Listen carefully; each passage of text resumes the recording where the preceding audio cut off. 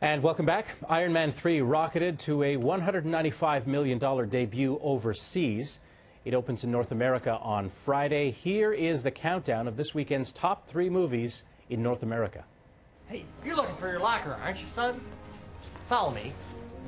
The biopic about baseball great Jackie Robinson, 42, slid to 3rd place, picking up another $10.5 million. Greetings. 60 years ago, Earth was attacked. We won the war, but they destroyed half the planet. Everyone's been evacuated. Tom Cruise's Oblivion was knocked down to 2nd place, but pulled in almost $17.5 million. Worldwide, it's earned almost $200 million. Where'd you do your time, pal? Up north. How you fixed for a job now? Pain and Gain, a true crime tale of bodybuilders who hatch a kidnapping plot, muscled into 1st place with a $20 million debut. Now, Jason Gorber is a film critic with twitchfilm.com. He joins us on the phone this week. Jason, how you doing? Hi, Scott. How are you? Good, good, good. So, Pain and Gain, did you, thumbs up, thumbs down, what? I'm going to give it a thumbs up, actually. And it's a Michael Bay movie I'm giving a thumbs up to. And why is that? Why is that? You know what? I mean, it's not an amazing film, but it's definitely Michael Bay sort of reaching out in a different direction than in some of his more pompous and bombastic films. I mean, this is nothing like the likes of Pearl Harbor or even Transformers. He's gone back into doing sort of a straight-ahead character action piece, sort of like what he, what he started with Bad Boys. I mean, you got Marky Mark doing his thing against The Rock with Anthony Mackie. These 3 bodybuilding thugs decide to kidnap Tony Shalhoub and try to take over all his money.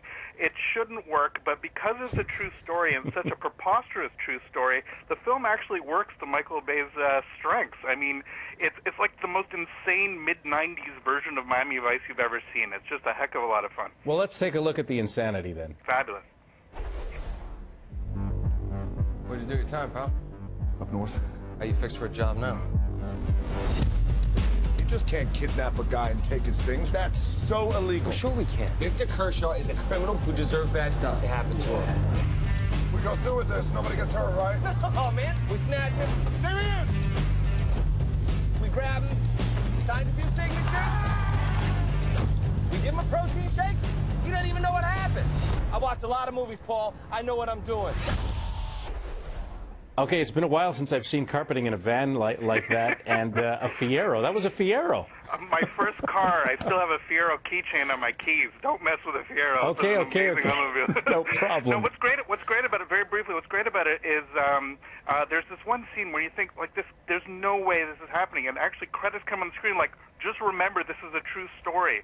Like as preposterous as it is, things really happen that way just because it's just totally insane, which I kind of love. It's sort of Michael Bay's Goodfellas. There's so much narration and so many cross-cutting of the story. It's nowhere near as good as the Scorsese movie, but I do kind of like that he's reaching out for something a little bit better. All right, we're going to reach out to The Colony now. What'd you think of that? Yeah. Man, that's a film I really wanted to love. I actually had the opportunity of doing a set visit about a year ago. It was shot in North Bay at the NORAD base. So here we are 600 feet underground. I'm hanging out with Lawrence Fishburne and Bill Paxton. Kevin Zegers is fantastic in the film. You're thinking this is going to be really good, and it's such a disappointment. It's a Canadian sci-fi film which absolutely should be total. I would have loved it to have knocked it out of the park, but it just absolutely left me cold. There were so many elements that just felt so trite and contrived that I just couldn't get behind it. It was just a real missed opportunity, and I'm really disappointed in it. What was it like meeting Lawrence Fishburne? Man, we show up there, and I'm like, I'm a huge Apocalypse Now fan. We thought this is going to be a great deal. I'm going to get to interview Lawrence Fishburne, and he had just shown up on set that day, and he said, I got nothing to say. Whoa. So he refused the interview. The opposite end of that is that Bill Paxton, who was very reticent with a couple TV people of all things, since I was doing print, I got to talk to him about some of his directorial ambitions, and we ended up talking for 45 minutes. Up at Twitch Film from a year ago, I got this massive 4,000-word interview with Bill Paxton where he talks about Scorsese. He loved Apollo 18.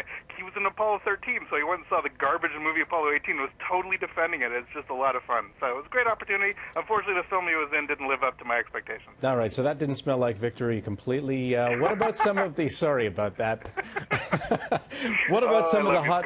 What about some of the hot docs that you've been checking out at the right. So festival? Here we are, right in the heart of the festival. There's all kinds of amazing stuff playing that people should definitely go out and see. Sort of 3 new ones that I picked up on, touching on the ones I talked about last week. We Always Lie to Strangers is this amazing documentary about Branson, Missouri. It's a crazy little weird Vegas set in the mountains. There's musical theater. It's this town of 10,000 that gets 7.5 million visitors together. I thought it would be a very sarcastic, sort of a Christopher Guest kind of movie. It is just great. It's totally full of heart. Another one I saw today actually is Good Old Frida, about the woman, Frida Kelly, who was the secretary for Brian Epstein of the Beatles.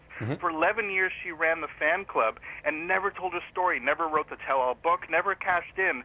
And so it's not a particularly amazing documentary, but it's very charming to actually see her story be told. And finally, Downloaded. It's directed by Bill from Bill and Ted's Excellent Adventure, go figure. Can't miss. But it is an absolutely terrific look at the Napster story, and it does what I love about great docs about this. It actually gets all the major participants to go on record about it. It's an incredible story about the rise and fall of Napster, and it's absolutely one of the highlights of this year's festival. And that guy has really done well, even after Napster as well. Yeah, exactly. Sean Parker's gone on. One of the execs of Napster went on.